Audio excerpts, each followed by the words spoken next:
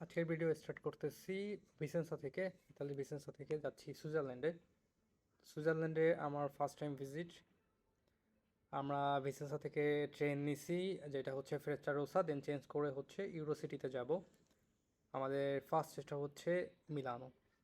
এটা হচ্ছে Milan station, খুবই বড় এবং খুবই সুন্দর। আমরা ওয়েট করতেছিলাম পরের ট্রেনের জন্যে। এর মাঝে আমাদের ক্ষুধা লাগছিল, তো আমরা খাওয়ার জন্য রেস্টুরেন্ট খুঁজতেছিলাম, যে সকালের কর্নেতো কাফে খাওয়ার জন্যে।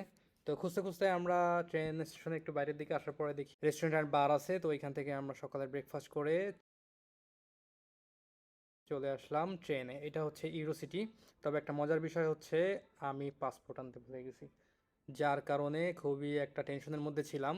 তবে কখনোই চেক করে নাই, কারণ এই টাইমে হচ্ছে সন্দেহ করলে চেক করে, এবং আমাদের কাউকেই দেখি নাই চেক করতে, যার জন্য হচ্ছে